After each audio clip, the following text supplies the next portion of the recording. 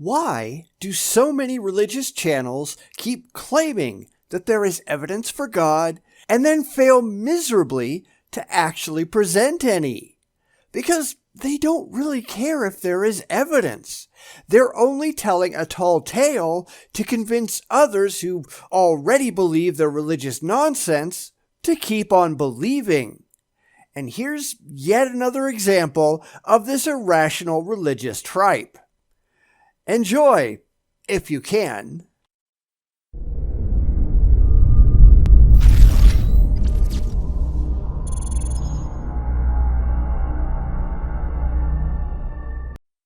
I've been spending a lot of time lately looking at theists who claim that they have evidence for God, yet they entirely fail to actually present any evidence or even to understand what evidence is.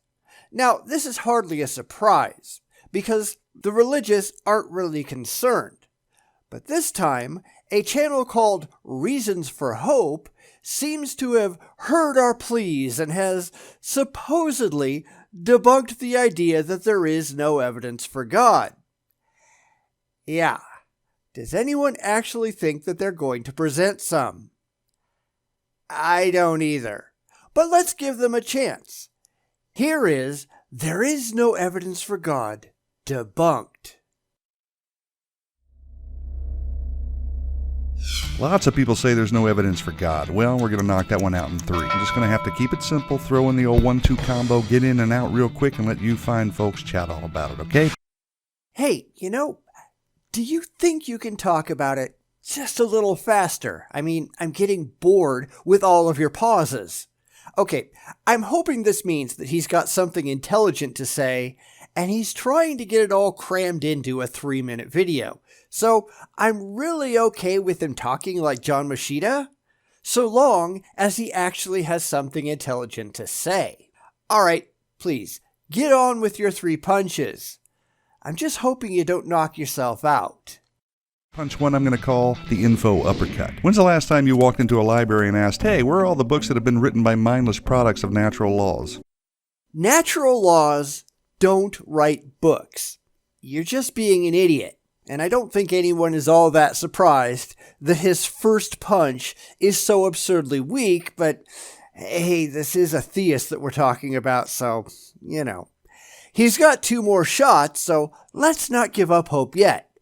Go ahead. Let's see what else you've got.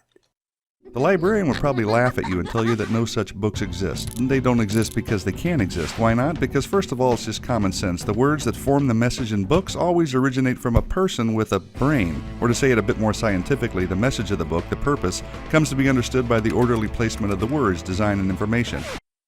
Well, yes. But that's because words exist because humans made them up. That's not the only way to get information across, though. This is yet another example of a theist either being dishonest or simply not understanding reality. This really shouldn't be that hard to figure out, but let's continue. Information. Now, anytime we find info, these basic laws always apply. Number 1, matter doesn't spontaneously produce information. Yes, it does. The very existence of matter tells us things. That is information. It's the very definition of the word. According to the dictionary, information is facts provided or learned about something or someone. If I look at a rock, I learn something about that rock, whether it's the composition or the formation or even just the location that it was found at. So, as is no surprise, you're just wrong. Number 2, only a mental source, intelligence, can generate new creative information. Define creative, because now you're just changing your terminology, and that's dishonest. Information doesn't have to be creative. It simply has to tell you something about the object that is under investigation. And this is something that we see all of the time. Theists running around with the definitional goalposts because they think no one will notice. But we do. We always notice. But because you're not making these videos for us, the observant and honest folks, you don't care. the intended audience aren't that, well, shall we say, bright. So they fall for this crap all the time. In other words, just like those books that couldn't originate without a mind, neither could life. Why not, you ask? Because we know that DNA contains information. Therefore, the laws of information science apply, which means the information in DNA couldn't have spontaneously generated, and that a mind is behind the information. Period. No exceptions. Except it's not. This is simply a misconception of what DNA is. It's not uncommon for the religious to make these claims, but that's because they simply don't give a damn about reality, or honesty, or truth, or anything like that. DNA is not information in the same sense that words in a book are. Words in a book are put down in a particular order on purpose in order to tell a particular story or to convey a particular message. They are demonstrably designed that way, which is exactly why the religious insist on using it as an analogy. But DNA didn't develop like that.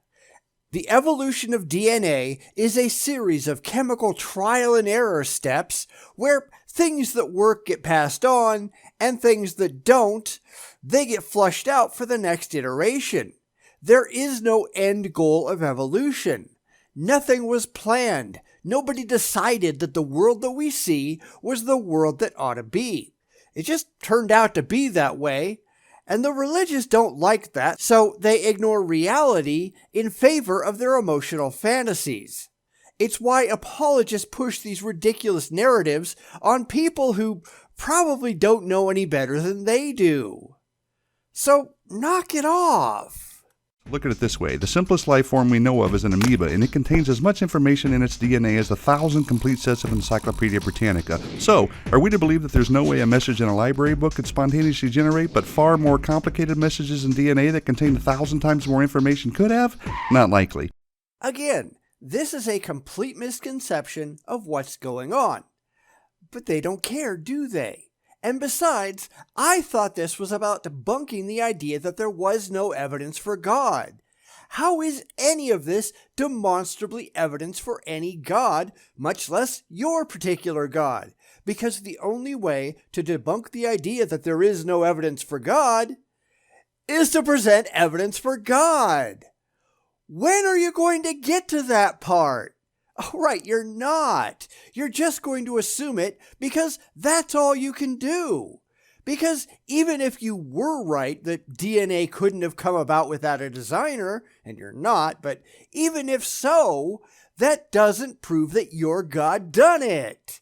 You need a whole lot more evidence to support that, including, most importantly, proof that your God exists in the first place. Let us know when you plan on getting to that. Otherwise, this is just an empty, bald assertion yanked straight out of your ass because you really wish it was true. You see, when it comes to life or anything else that contains information, the laws of information science confirm the necessity of a creative mind. And guess what? In the very first book of the Bible, it just happens to mention that. In the beginning, God created. Bam! Uppercut lands on the chin. That means absolutely nothing. I can write a book today that says something entirely different. In the beginning, invisible, intangible, universe-creating pixies created... Yeah, you get the picture. Just because it says so in your book, that doesn't mean that's what happened. Seriously, are you so stupid as to think that it does? Don't answer that because I think we're all going to be horribly disappointed with your answer. And now here comes the indefensible head blow. We'll call this the Nada Big Bang Bing Swing, the KO to the claim that there's no evidence of God, the law of causality, left hook of doom. It goes like this. Everything that had a beginning had a cause. The universe had a beginning, therefore the universe had a cause. Now, either something caused the universe to come into existence, or nothing caused it. And I've taken this one out more times than I care to mention. This is just another unproven assertion based on a complete misunderstanding of, well, understanding. Because the religious tend to assert baldly that whatever we see today, well, that's all that could ever be. That because causality exists in our particular universe, that must be the case with any conceivable universe. And that's just not the way that it works. This falls under a whole host of different fallacies because it asserts something which cannot be demonstrated to be valid, then proposes a solution that does not lead from any real causes. Again, this is aimed at people who aren't open to asking a lot of rational questions. It would never survive for a moment against anyone, well, alright, anyone like me. Huh. I might not be the smartest guy behind the telescope, but honest, practical, everyday thinking's going to lead me to the former. You have to work pretty hard to conjure up a way that nothing did it. Oh, Jesus. Not the asinine Kalam nonsense again. I've done this a lot, and I'm really tired of doing it. See any of my other videos debunking this ridiculous Kalam garbage. Move on! You see, it's pretty improbable, nigh impossible, to account for design, information, and cause if the universe just exploded from nothing. Smack! And while we're on the topic, where did the matter come from that exploded? Are we really to believe that there was nothing and then it exploded, and now the exploded nothing is something and we just happen to be smart enough to discover and understand the very laws that prove the opposite? And if the general understanding of the law of cause and effect is true, how can matter come from a lesser cause like nothing? I mean, come on. I don't have a bunch of letters after my name, but even a monkey knows better. And yeah, I snuck in a couple of extra jabs in there, so sue me. Now for some parting words from our sponsor. Wait, whoa, hold your horses. Where were the other 2 punches that we were promised? It's yet another lie. It was all just a bunch of dishonest nonsense, commonly spouted by the religious, and entirely debunked. Again, zero interest in honesty or integrity, because if these people were, they would just look up all of the responses to their nonsense and stop making these stupid claims. But they don't. They can't. They don't have anything else. And we're still back at the starting point because where is this supposed evidence for God that we were promised? They have none. You haven't debunked a thing. You haven't presented any evidence for your supposed deity. At best, you've just thrown around a bunch of oft-debunked nonsense and claimed that your God done it. And that's not how logic or reason operate. You don't just get to pick your preferred solution to a problem that you invented through your own ignorance and then claim that you've somehow proven anything. Do you understand just how stupid that is? Probably not. Now for some parting words from our sponsor, the Bible. It tells us in Romans 1:20 that since the creation of the world, God's invisible attributes are clearly seen, being understood by the things that are made, even his eternal power and Godhead, so they are without excuse. It also says that people actually know the truth, but they reject it, which explains why even though there's overwhelming evidence that there is a God, evidence won't convince the unwilling. Sad but true. And if you look at the Upanishads, verse 1.4.1, you see the beginning of the story of how the Hindu god created the world. Why is that not a valid thing? Or we can look at the Enuma Elish, which is one of, if not the oldest creation myths in the world. Why is that not a better story? Sumerian, Babylonian, Mesopotamian myths abound, and they all predate the Bible, yet you don't want to think that they're better sources of information. Why? Because this isn't a rational decision for you. It's just something that you're emotionally attracted to, and therefore, irrationally, you just want it to be true. And that's not how this works. Stop making a complete fool of yourself. So there you have it. With just a couple of meaningful blows, the claim that there is no evidence for God is down for the count, mi amigos. You mean that evidence that you never presented in this video? That evidence? Because you people don't understand what the hell you're talking about. Just picking a preferred solution to a problem that doesn't really exist? That doesn't make the solution true. It's just throwing out a bunch of irrational, irrelevant garbage that means nothing and then declaring without proof that your God is responsible. Wait, when did you prove that your God was real again? I must have missed that part. Back up a little bit. But no, they're off in La La Land somewhere because proof is for peons. They've got no time for that, or more properly, they've got no interest, because they don't care what the truth is, only what makes them feel good.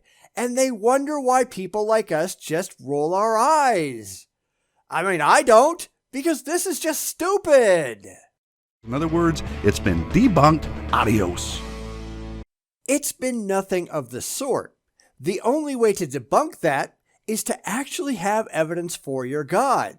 And you haven't presented any. You've just declared victory without actually fighting the battle in the first place. You are assuming that your beliefs are true and valid without proving, with evidence, that they are either true or valid. And this is a major problem. You don't even comprehend the victory conditions, much less have you shown yourself capable of meeting them. It's no wonder you talk so fast. It's to keep people from taking the time to point out that everything coming out of your mouth is a bunch of ridiculous bullshit. This is just childish, yet it's the best that the religious can do. When we say, where is your evidence that your God exists, we mean direct, demonstrable, objectively verifiable evidence that your God, the God that you actually worship, exists in the real world. Pony it up or give up. Those are your choices. But you can't do either one, so you just make stuff up and push an unsupported narrative because your feelings mean more to you than the facts do. And that's pathetic. You are pathetic. You're only impressing people not smart enough to know any better. Which, I guess, accurately describes the religious, doesn't it? And let's say it all together. That's just sad. Bum